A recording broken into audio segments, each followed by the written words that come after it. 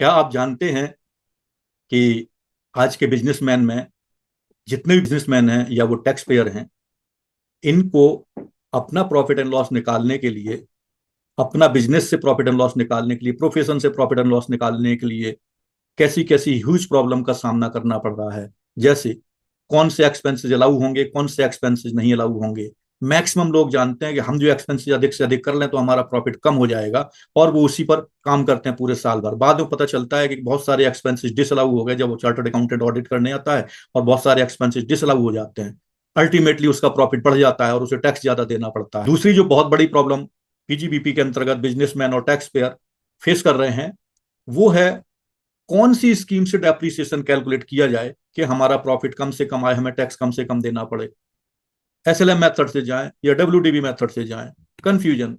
कौन सी इनकम हमारे ऊपर लागू होती है, ऐड होगी, कौन सी इनकम नहीं ऐड होगी, एडिशनल इनकम कौन सी आएगी, कौन सी नहीं आएगी, क्या ये कैपिटल गेन में इनकम आएगी या इसमें पीजीबीपी में आएगी, अदर सोर्सेज में आएगी या पीजीबीपी में आएगी। इतने ज्यादा कंफ्यूजन है। इसके अलावा और जो मेजर कंफ्यूजन है, वो कंफ्यूजन टैक्स पेयर जो फेस करता है वो है कि हम प्रेजम्पटिव इनकम में आएंगे कि नहीं आएंगे, हमारे ऊपर ऑडिट लागू है या नहीं है, हमें बुक्स ऑफ अकाउंट्स रखनी चाहिए या नहीं रखनी चाहिए। अब बुक्स ऑफ अकाउंट नहीं रखनी चाहिए इनकम टैक्स के हिसाब से, फिर भी उनको रखनी पड़ती है।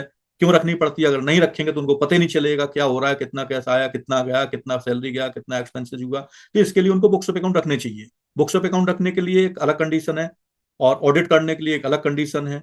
और अगर आप प्रेजम्पटिव इनकम में भी 44AD 44ADA में भी अगर आप करवा रहे हैं अपना ऑडिट या टैक्सेशन करवा रहे हैं, तो भी अगर एक कंडीशन फुलफिल नहीं करते हैं, अगर आप 6% या 8% से कम पर करवाते हैं, तो आपको ऑडिट करवाना पड़ता है। तो ये सब अनभिज्ञताएं हैं, परेशानियां हैं। दूसरी जो बहुत बड़ी प्रॉब्लम पीजीबीपी के अंतर्गत बिजनेसमैन और टैक्स पेयर फेस कर रहे हैं कि कौन सा एक्सपेंसेस हमारा अलाउ होगा, कौन सा एक्सपेंसेस अलाउ नहीं होगा, हमारे ऊपर बुक्स ऑफ अकाउंट्स रखने की लाइबिलिटी आती है या नहीं आती है, ऑडिट की कंप्लायंस हमें करना है कि नहीं करना है, पता ही नहीं है, किस मेथड से हमें डेप्रिसिएशन कैलकुलेट करना चाहिए, हमारी टोटल इनकम कैसे कैलकुलेट होगी, क्या क्या शामिल होगा, क्या क्या शामिल नहीं होगा। इन सब चीजों को मैं इसमें बताने वाला हूं। मुझे लगता है कि इन परेशानियों का समाधान जरूर होना चाहिए। तो इस समस्या के समाधान के लिए हम आपके लिए सॉल्यूशन लेकर के आए हैं कि सबसे पहले आपको जानना चाहिए कि एक्चुअल में प्रॉब्लम कहाँ है और उसका सॉल्यूशन कहाँ है। हम आपके साथ अपनी स्क्रीन शेयर करने जा रहे हैं। आई होप आपको स्क्रीन दिख रही है। अगर आपने प्रॉपर ये चीजें समझ करके, अंडरस्टैंड करके, इस वीडियो को बार बार देख करके, बार बार रोक करके, आगे पीछे करके एक एक चीज अगर आपने समझ ली, तो आपकी इन सभी समस्याओं का समाधान हो जाएगा। और आपको बुक्स ऑफ अकाउंट्स रखना है कि नहीं रखना है, ये पता चल जाएगा। आपको पता चल जाएगा कि कौन से मेथड से आपको डेप्रिसिएशन कैलकुलेट करना चाहिए। आपको ये भी पता चल जाएगा कौन सा एक्सपेंसेस कैपिटल गेन में जाएगा, इनकम फ्रॉम अदर सोर्सेज में जाएगा, कौन सा एक्सपेंसेस पीजीबीपी में आएगा, और कौन सा एक्सपेंसेस अलाउ होगा, कौन सा एक्सपेंसेस अलाउ नहीं होगा। तो अब आप पूछोगे कि मैं कौन हूं और ये क्यों आपको बताने वाला हूं। तो मेरा नाम राजकुमार सक्सेना, मैं टैक्स कंसल्टेंट हूं, और आपको टैक्स अपडेट्स के बारे में हमारा जो चैनल है learn with RTP tax update, उसके द्वारा आपको टैक्स अपडेट में, चाहे वो जीएसटी से रिलेटेड हो, चाहे इनकम टैक्स से रिलेटेड हो, टैक्स अपडेट करते रहते हैं, ताकि हमारे जो टैक्स पेयर्स हैं, हमारे जो क्लाइंट्स हैं, और हमारे जो भाई बंधु हैं, हमारे जो दोस्त हैं, और हमारे जो फॉलोअर्स हैं, उनको टैक्सेशन से रिलेटेड प्रॉब्लम ना आए। तो आपकी मैं आपकी इन सभी समस्याओं का समाधान करने के लिए ये चैप्टर, ये प्रेजेंटेशन बना करके लाया हूं। इस प्रेजेंटेशन में हम पढ़ने वाले हैं profit and gains of business और profession PGBP for C intermediate CMA exam 2024-25 के लिए। और इस चैप्टर में हम क्या कवर करने जा रहे हैं? हमने अभी तक कवर किया है income from salary, income from house property, previous videos में उनके लिंक्स इस वीडियो में डाले जा रहे हैं। आज हम पढ़ने जा रहे हैं सेक्शन 28 से लेकर के सेक्शन 44 तक, जो आता है profit and loss from business और प्रोफेशन के अंतर्गत। तो इस वीडियो में हम ये बताने वाले हैं आपको कि आपके जो डिडक्टेबल एक्सपेंसेस कौन से होंगे, नहीं होंगे, आपकी इनकम कौन सी आएगी, कौन सी नहीं आएगी, और आप डेप्रीसिएशन कौन से मेथड से यूज करें जिससे आपका प्रॉफिट कम हो और आपको टैक्स कम देना पड़े। ये सब चीजें, या कोई कोई कंपनी का होता है कि डिविडेंड ज्यादा लेने के लिए वो लोग प्रॉफिट ज्यादा दिखाते हैं, सो इट्स डिपेंड। तो आपकी इन समस्याओं के समाधान को लेकर के मैं इस प्रेजेंटेशन में आया हूं। अगर आपको ये प्रेजेंटेशन अच्छा लगे तो आप मुझे चैट में बता सकते हैं, और अभी तक मैंने जो प्रॉब्लम आपको बताई है, क्या आप उससे रेजोनेट करते हैं? अगर आपको रियल में वो प्रॉब्लम हुई है तो चैट में आप मुझे बताइएगा कि आपको क्या प्रॉब्लम थी और इस वीडियो को देख करके आपकी कौन सी प्रॉब्लम सॉल्व हुई है। तो दोस्तों चलते हैं, मैं आपका ज्यादा समय ना लगाते हुए मैं केवल आपको आज एक चैप्टर करवाऊंगा इसमें। पहला जो बेसिक है, इनकम टैक्स में जो सेक्शंस कवर होती हैं हेड्स ऑफ इनकम की, सैलरी के अंतर्गत कवर होती है 15 से 17 तक। इनकम फ्रॉम हाउस प्रॉपर्टी में कवर होती है सेक्शन 22 से सेक्शन 27 तक। पीजीबीपी में कवर होती है सेक्शन 28 से सेक्शन 44 तक। कैपिटल गेन में कवर होती है सेक्शन 45 से 55 तक। और उसके बाद जो भी इनकम आपकी बचती है, इन सब में जो कवर नहीं होता वो आ जाता है इनकम फ्रॉम अदर सोर्सेज में, इसको रेजिडुअल हेड्स ऑफ इनकम बोलते हैं। वो कवर होता है सेक्शन 56 से 59 तक। तो ये आपका सेक्शन ओवरव्यू हो गया, जहां से आप इनकम टैक्स के पांचों हेड के अंतर्गत इनकम किस हेड में आएगी ये जान सकते हैं। तो अब मैं ले चलता हूं आपको दूसरी स्लाइड की तरफ। आज हम बात करते हैं कि कौन कौन सी इनकम पीजीबीपी के अंतर्गत चार्जेबल है। सबसे पहले मैं आपको बता दूं कि पीजीबीपी में सेक्शन 28 चार्जिंग सेक्शन है, जो बताती है कि इस सेक्शन के अंतर्गत आपको इनकम टैक्स पीजीबीपी हेड के अंतर्गत देना पड़ेगा। तो कौन कौन सी इनकम पर आपको पीजीबीपी के अंतर्गत देना पड़ेगा वो मैं आपको यहां पर लिस्ट बता रहा हूं। और इसके अगले वीडियो में, अगले एपिसोड में डिटेल में एक एक चीज एग्जाम्पल दे करके बताऊंगा। तो पहली इनकम आपकी होती है बिजनेस और profession income, profit and gains from any business और profession which was carried out at any time during the previous year are chargeable under the head. इसमें मैंने जो हाईलाइट कर रखे हैं वर्ड्स, उस पर ध्यान देना है। तो मैंने क्या हाईलाइट कर रखा है? Profit and gains from any business और प्रोफेशन। एनी का मतलब आप जुआ भी खेलते हो, उससे भी आपको इनकम हुई तो वो भी टैक्सेबल होगी। इनकम टैक्स को इससे कोई मतलब नहीं, आपने इनकम कैसे जनरेट की। आप सट्टा चलाते हो, उससे इनकम हुई, उस पर भी। आप लॉटरी खेलते हो, उससे इनकम हुई, उस पर भी। किसी भी सोर्सेज से आपको इनकम हुई, या प्रोसेस प्रोफेशन से या बिजनेस से, तो वो आपकी पीजीबीपी के अंतर्गत टैक्सेबल होगी। इसके बाद दूसरा वर्ड जो मैंने फिर से हाईलाइट किया है, बिजनेस और profession which was carried out at any time during the previous year. मान लीजिए, जरूरी नहीं है कि मैंने पूरे प्रीवियस ईयर में इनकम करी हो तभी मुझे वो पीजीबीपी में लगे। मान लीजिए कि मैंने जून के महीने में बिजनेस शुरू किया और हमारी प्रीवियस ईयर शुरू हो जाती है अप्रैल से, एंड होती है मार्च में अगले साल के, और हमने जून से शुरू किया।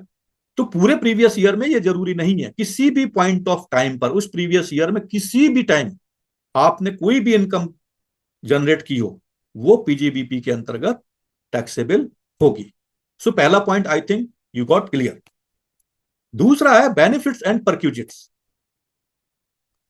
The value on any benefit or perquisite arising from any business और profession whether convertible into money or not.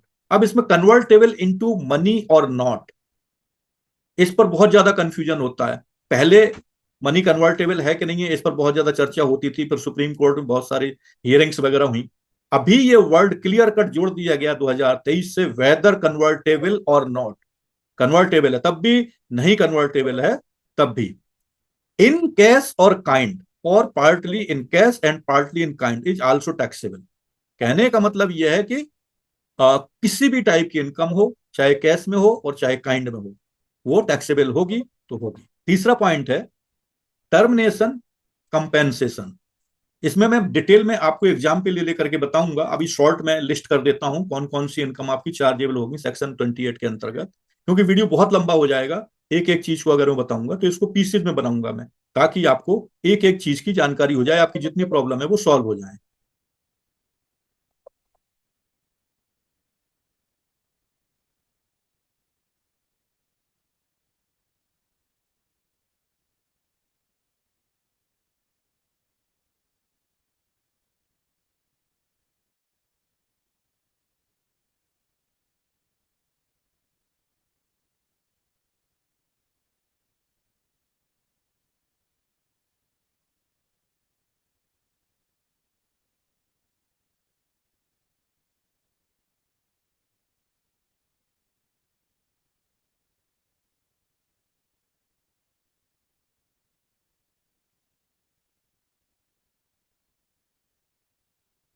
तो यहां पर मैं आपको एग्जाम्पल दूं दोस्तों, कि मान लीजिए दो कंपनियों के बीच में कोई एग्रीमेंट था। एग्रीमेंट ये था कि एक कंपनी अपना नो हाउ उस कंपनी को बताएगी और उसका प्रोडक्ट लॉन्च करने में उसकी मदद करेगी। ये 3 साल का कॉन्ट्रैक्ट था, लेकिन इसी बीच में जो company know how key benefits ले रही थी, उसे कहीं और से उससे अच्छा बेनिफिट बताने वाला आ गया। तो उसने इस वाली कंपनी से कहा, भाई ऐसा है कि अब आपने जो 3 साल का हमारा आपका कॉन्ट्रैक्ट था, मैं इसको बीच में ही बंद कर रहा हूं। तो वो वाली पार्टी बोलेगी, भाई बंद कर रहे हो तो हमारा तो नुकसान हो गया, इसमें हमने तो पूरी तैयारी कर रखी है आपके लिए। तो उसके लिए जो कंपेंसेशन उसको मिलेगी, वो उसके बिजनेस से मिलेगी। और डिटेल में मैं अगले वीडियो में बताऊंगा। अब चौथे पॉइंट पर चलते हैं, एक्सपोर्ट इंसेंटिव। एक्सपोर्ट इंसेंटिव भी आपका पीजीबीपी के अंतर्गत एप्लीकेबल होता है। डिटेल में इसमें क्या क्या आएगा वो बताऊंगा। नेक्स्ट है पार्टनर्स रेमुनरेशन। पार्टनर्स रेमुनरेशन भी इस हेड के अंतर्गत टैक्सेबल होता है। उसके बाद है कीमैन इंश्योरेंस पॉलिसी। ये लिस्ट में ही मैं खत्म कर रहा हूं ताकि आपका टाइम ज्यादा ना लगे, और डिटेल में आगे वाले वीडियो बताऊंगा। नेक्स्ट है नॉन कंपीट फी, नॉन शेयरिंग फी।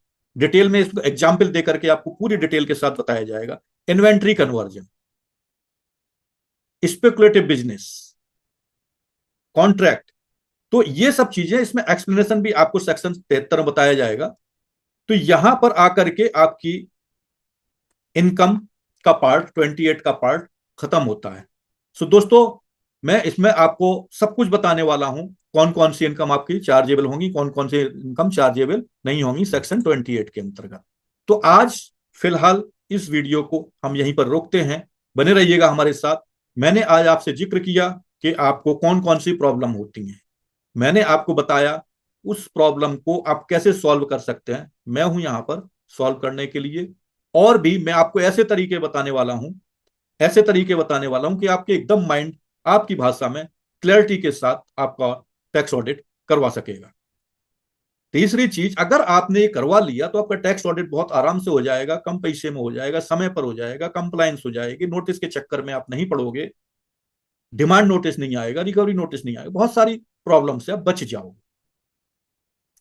तो जब मैं इतनी जानकारी वैल्यू आपको दे रहा हूं, तो दोस्तों इतना तो मैं आपको बोल सकता हूं कि आप हमारे वीडियो को सब्सक्राइब कर लीजिए और बेल आइकॉन पर क्लिक कर लीजिए, ताकि आपको नोटिफिकेशन आए, क्योंकि अगले एपिसोड में मैं आपको एक एक इनकम के बारे में डिस्क्राइब करके एग्जाम्पल के साथ बताने वाला हूं, ताकि आपकी सेक्शन 28 कंप्लीट हो जाए, एक पार्ट इनकम का खत्म हो जाए।